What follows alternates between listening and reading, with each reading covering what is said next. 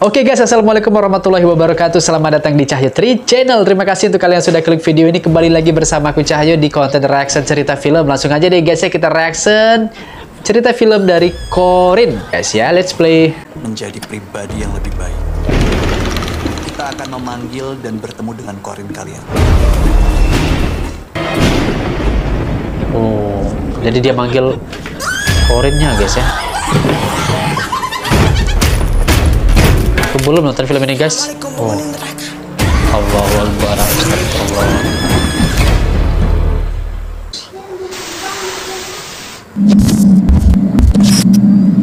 Mamang Story. Oke, Mamang Story. Jangan lupa subscribe guys. Corin adalah istilah yang digunakan untuk menunjuk kepada malaikat dan jin yang mendampingi setiap manusia. Istilah ini digunakan di dalam Al-Quran dan dikatakan bahwa Corin itu mengikuti manusia sejak lahir hingga mengalami ajalnya. Ada yang menyebutkan bahwa jin Corin adalah kembaran setiap manusia, berwujud gaib yang selalu ada mendampingi kita. Hanya saja, sebagai manusia, kita tidaklah dapat melihat rupa wujudnya secara langsung, dan bisa jadi secara tidak sadar, jin Corin kalian pun sedang ada di samping. Oh, serius guys. Oke, nggak apa-apa, it's okay. Baik-baik ya, Ikut menonton video Astagfirullah, pemerintah aku. Hai Sur, selamat datang di channel Mamang. Kali ini kita akan review film Kodra. Lawak pula ya kemarin. Salah. Kali ini kita akan review film Corin.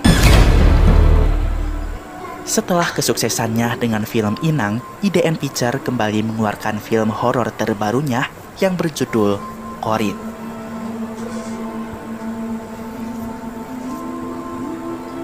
Film ini disutradarai oleh Kinanti Ronan, diproduseri oleh Susanti, ceritanya ditulis oleh Lele Laila dan dinaungi oleh perusahaan rumah produksi IDN Pictures.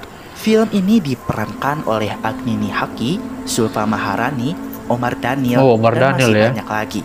Berdurasi 108 menit dan tayang perdana di bioskop pada tanggal 1 Desember 2022.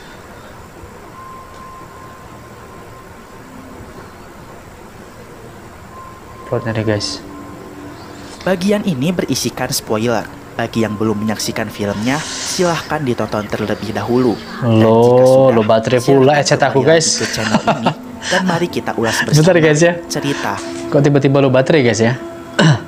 Udah deh, kita nggak usah pakai headset guys ya. Di sebuah pondok pesantren khusus perempuan, seorang santriwati bernama Zahra Quratun Aini dikenal sebagai murid paling patuh, cerdas, dan teladan di pesantren tersebut.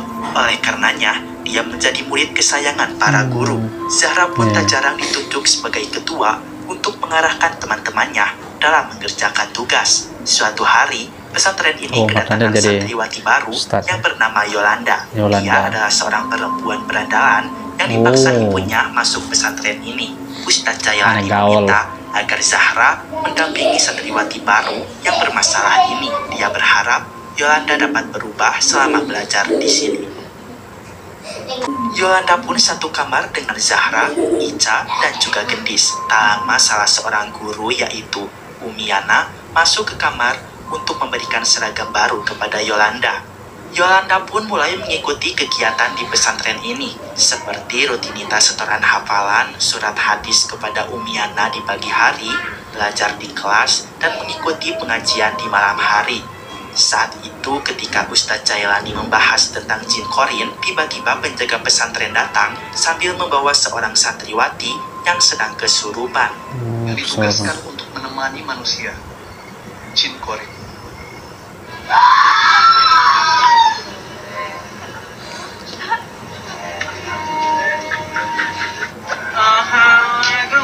Waalaikumsalam.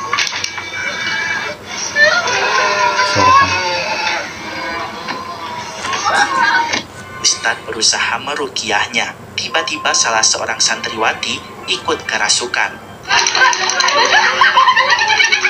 Astagfirullahaladzim. Tapi dengan rukiah Ustadz Jailani, kedua santriwati itu berhasil disadarkan.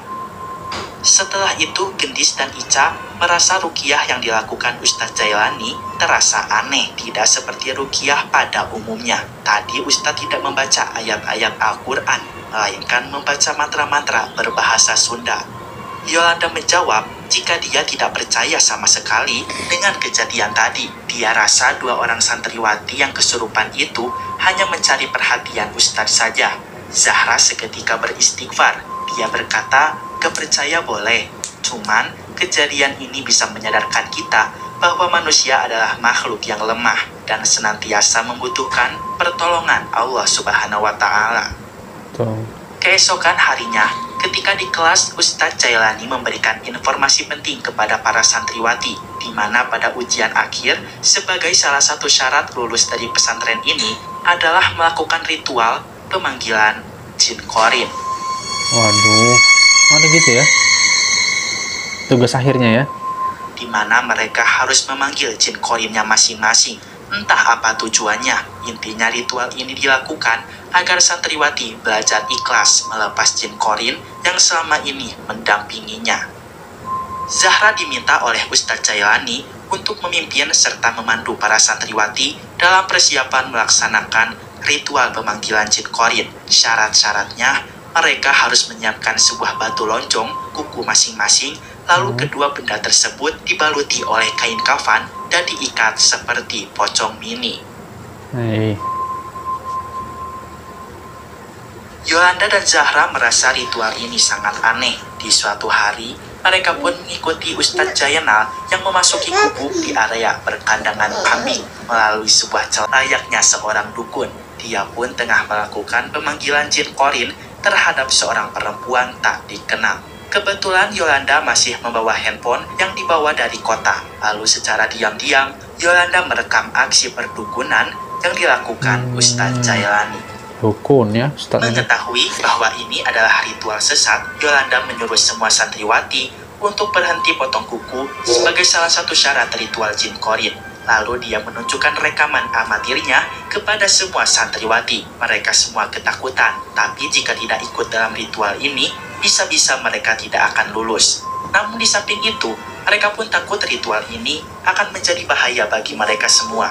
Para santriwati pun meminta tolong pada Zahra selaku pemimpin untuk berbicara langsung pada Ustadz Jailani bahwa mereka sepakat tidak mau melakukan ritual pemanggilan jin qorin. Tetapi Zahra tidak bisa menyampaikan aspirasi dari teman-temannya itu karena dia takut kepada Ustadz Jailani. Dia pun akan tetap melakukan ritual ini demi bisa lulus dari pesantren dengan nilai memuaskan. Zahra berusaha membujuk temannya dengan mengatakan bahwa dirinya yakin ini hanyalah ritual biasa dan tentunya tidak berbahaya. Pada akhirnya, para santriwati itu percaya dengan ucapan Zahra dan kemudian melanjutkan persiapannya dalam menghadapi ritual jin qorin. juga guys ya. Sebenarnya Yolanda kesal dengan keputusan Zahra. Sudah jelas ini ritual yang sesat, tapi karena semuanya ikut, terpaksa Yolanda ikut juga. Malam yang ditunggu-tunggu pun datang. Ritual pemanggilan jin qorin akan segera dilakukan. Tiap-tiap santriwati diminta untuk melemparkan batu dan potongan kuku yang telah dibaluti kain kafan itu ke sebuah lubang yang telah digali. Sebelum itu, mereka disuruh membaca potongan mantra berbahasa Arab dari Ustadz Jailani. Ini sangat mengkeengkan sekali.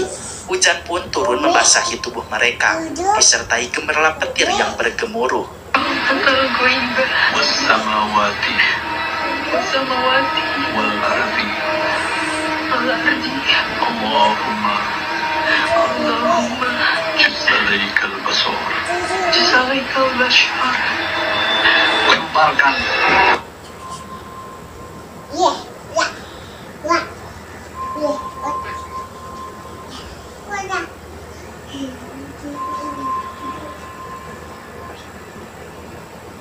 Pada akhirnya, ritual itu pun telah mereka lakukan. Setelah ritual dilakukan, keadaan pesantren mulai tidak baik-baik saja. Banyak santriwati kesurupan karena serangan qorinnya sendiri. Assalamualaikum penghuni neraka. Umiana yang tidak tega melihat anak-anak seperti ini meminta agar Jailani menghentikan semuanya. Kasihan anak-anak. Namun Jailani tidak mendengarnya. Ternyata tujuan Jailani melakukan ritual itu agar dia bisa mengendalikan semua para santriwati supaya patuh kepadanya.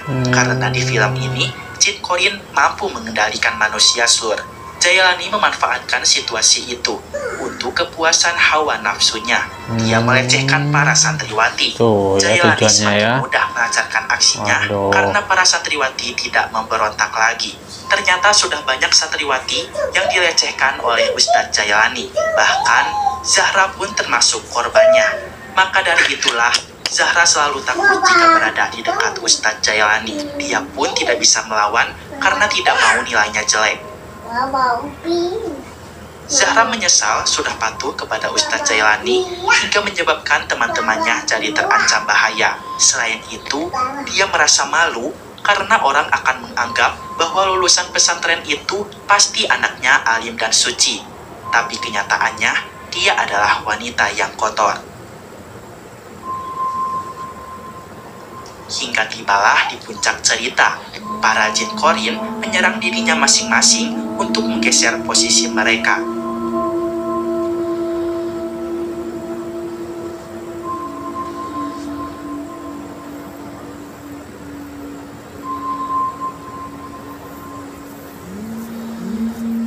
Umiana berusaha berdoa, meminta petunjuk agar masalah di pesantren bisa terselesaikan.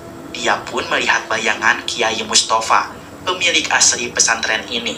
Dia meyakinkan Yana jika Allah selalu ada bersama mereka, dan Yana pasti bisa menyelesaikan masalah ini.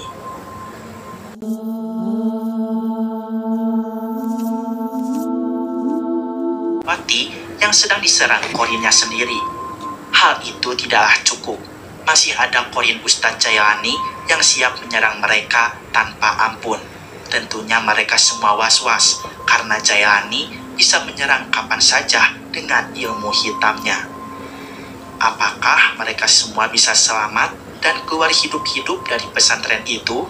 Temukan jawabannya di bioskop terdekat kalian. Oh, ya. Assalamualaikum penghuni neraka.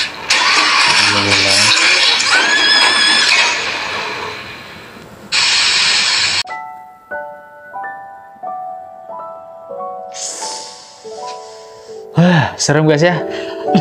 Gak tau kenapa perut aku mulus guys.